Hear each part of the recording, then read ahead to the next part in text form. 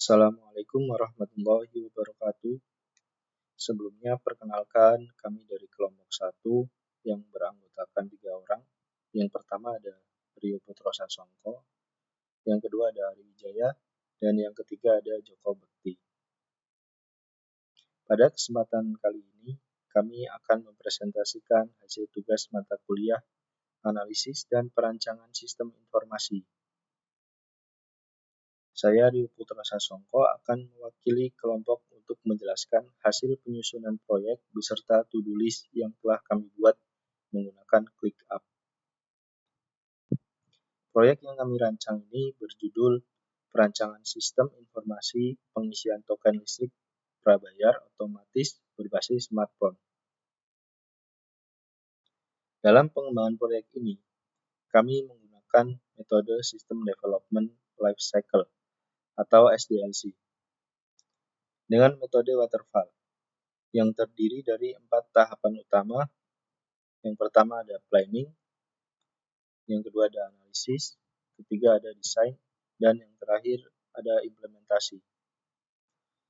Untuk membantu mengelola seluruh aktivitas proyek, kami menggunakan aplikasi ClickUp sebagai media penyusun to-do list dan pemantauan progres pekerjaan kami. Pada video ini, saya akan menjelaskan struktur proyek yang telah kami buat di ClickUp, mulai dari tahap perancangan hingga implementasi sistem. Jadi langsung aja kita mulai pembahasannya.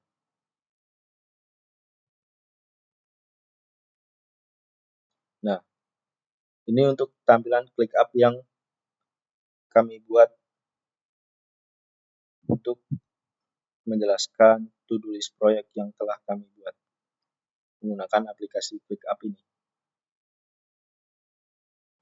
Jadi ClickUp ini kami gunakan sebagai tools manajemen proyek untuk mengatur seluruh pekerjaan berdasarkan metode SDLC waterfall. Seluruh pekerjaan dibagi menjadi 4 tahapan, yaitu planning, analisis, desain, dan implementasi. Dengan pembagian ini, setiap anggota kelompok mengetahui tugas yang harus dikerjakan beserta target waktunya.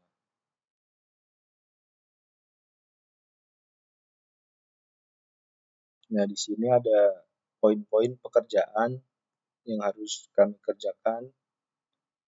Kemudian ada penanggung jawab dari anggota kelompok kami. Terus di bagian sini ada tenggat waktu pengerjaan. Serta ada poin prioritas. Jadi itu yang menunjukkan tingkat kepentingan tugas, misalnya normal atau high atau yang tinggi. Dan juga ada status.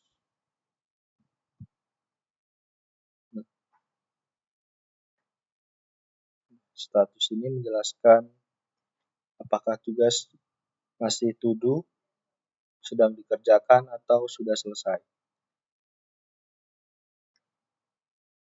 Untuk tahap pertama, saya akan menjelaskan tentang planning.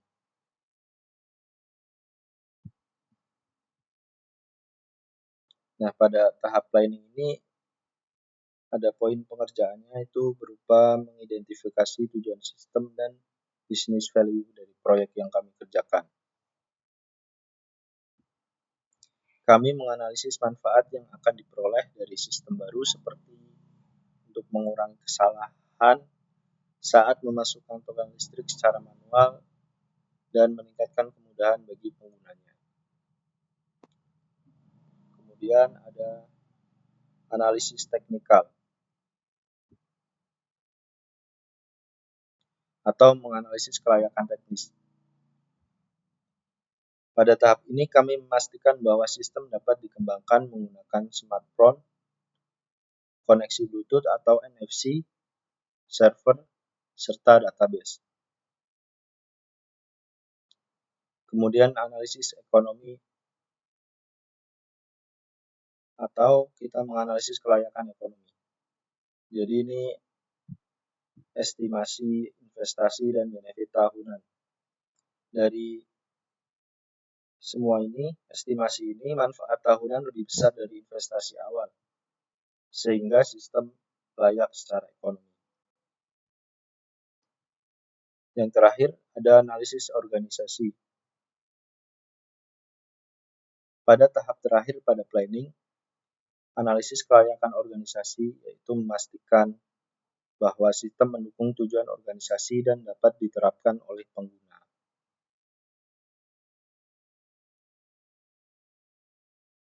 Kemudian yang tahap kedua, itu ada analisis.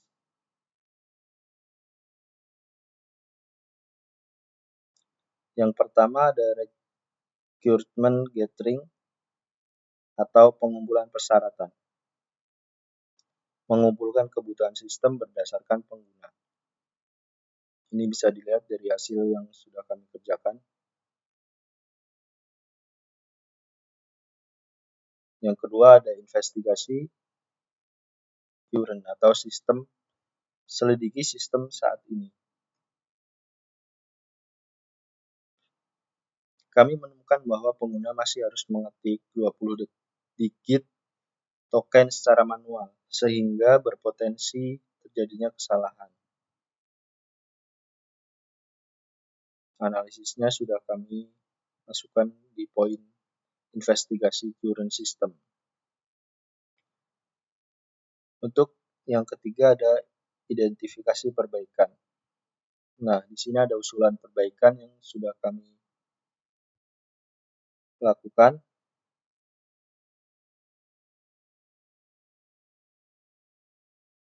Dan yang terakhir ada pengembangan konsep sistem baru.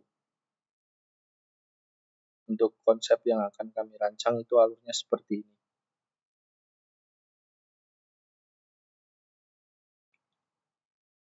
Untuk tahap ketiga, saya akan menjelaskan bagian desain.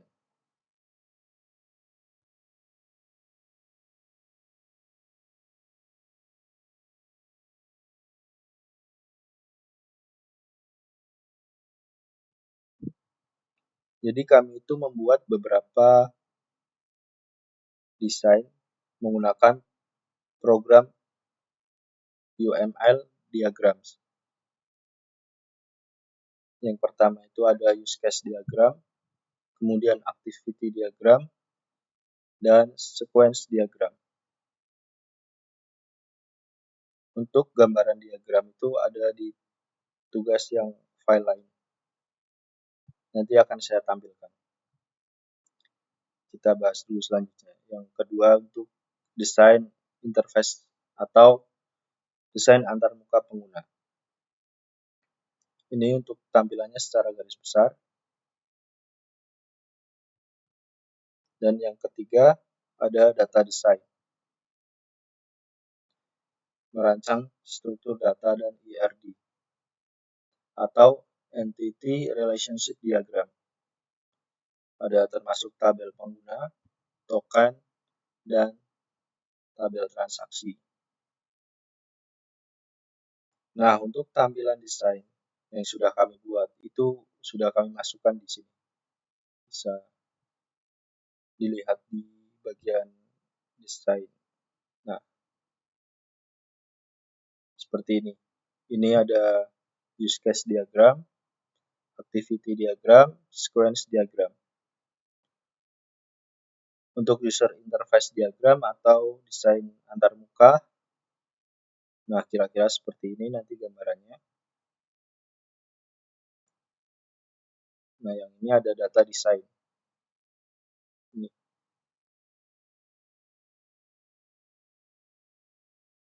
Nah, kita lanjut ke bagian implementasi. Pada tahap terakhir adalah implementasi. Nah, kami membuat prototype.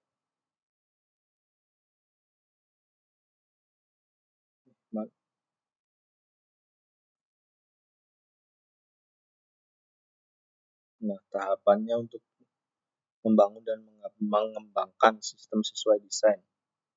Seperti ini, nanti saya juga akan menampilkan di file yang sudah saya buat. Kedua ada testing atau pengujian. Setelah prototipe selesai, kita melakukan pengujian mulai dari unit testing, integration, system testing, dan user acceptance test.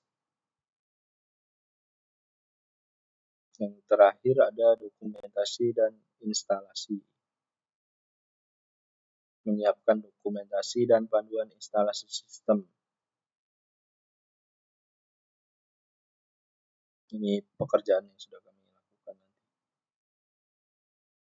Nah, untuk gambarannya implementasi kurang lebihnya seperti ini.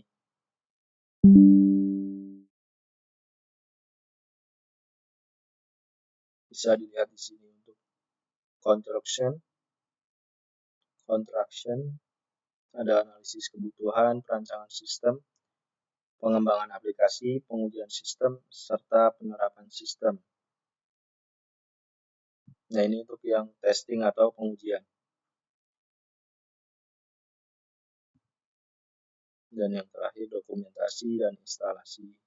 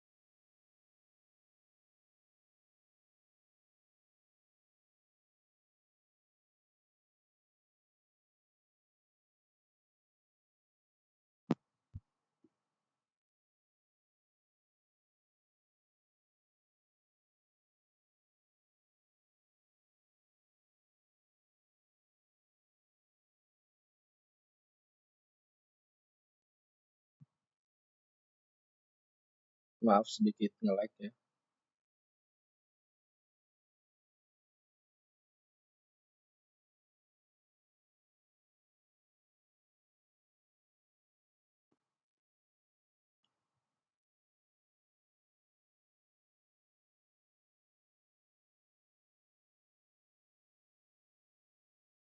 Nah, ini jadi sekarang saya akan menjelaskan tentang warna-warna ini tuh fungsinya itu untuk apa.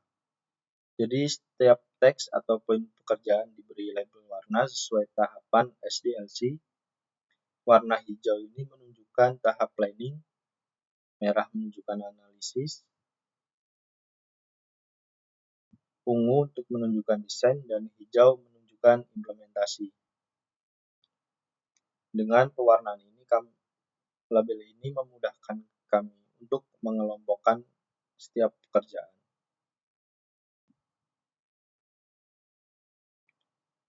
Untuk kolom prioritas, digunakan untuk menentukan tingkat kepentingan setiap pekerjaan. Tugas dengan prioritas tinggi dikerjakan lebih dahulu, agar proses pengembangan tidak mengalami keterlambatan. Untuk poin penanggung jawab, setiap tugas memiliki tanggung jawab yang berbeda sesuai pembagian kerja kelompok. Dengan demikian, setiap anggota mengetahui tanggung jawabnya masing-masing. Melalui ClickUp, seluruh aktivitas proyek dapat dikelola secara terstruktur. Setiap pekerjaan memiliki penanggung jawab, target, waktu prioritas, dan status penyelesaian. Dengan menerapkan metode SDLC Waterfall, proses pengembangan sistem menjadi lebih sistematis, mulai dari planning, analisis, desain hingga implementasi. Penggunaan ClickUp juga memudahkan koordinasi antar anggota kelompok serta memantau perkembangan proyek hingga selesai. Jadi segitu saja video presentasi dari kelompok kami. Semoga bisa membantu kalian dalam melakukan pekerjaan proyek atau tugas yang lain.